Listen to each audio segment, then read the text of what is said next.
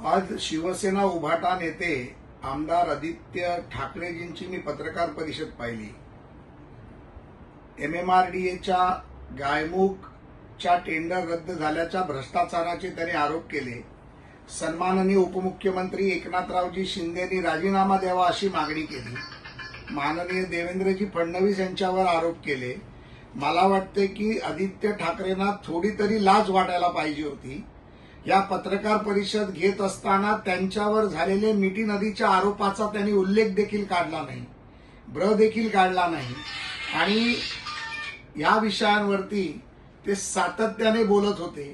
माझं आदित्यजींना आव्हान आहे, अशा प्रकारचा कुठलाही भ्रष्टाचार हा भारतीय जनता पार्टी महायुतीच्या सरकारमध्ये होऊ शकत नाही। एकनाथरावजी शिंदेनी त्यांच्या मुख्यमंत्री पदाच्या कार्यकाळात 2.5 वर्षात तुम्ही अनेक आरोप केले, परंतु एकही आरोप केसा इतका देखील तुम्ही लोकांसमोर सिद्ध करू शकला नाही।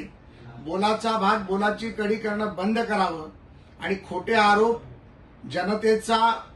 जनतेची भूलथापा मारून जनतेला फसवण्याचा धंदा आदित्य ठाकरे तुम्ही बंद करा आणि मिठी नदीच्या भ्रष्टाचारात 1150 कोटी रुपये कोणी खाल्ले, कॉन्ट्रॅक्टर कोण होते, केतन कदमचा संबंध काय, दिनो मोरियाचा संबंध काय, या बाबतीत एकदा टीव्ही चॅनलवर येऊन पत्रकार परिषदेत तुम्ही जर गुन्हेगार नसाल तर निश्चितपणे येऊन बोला, ही माझं तुम्हाला आव्हान आहे।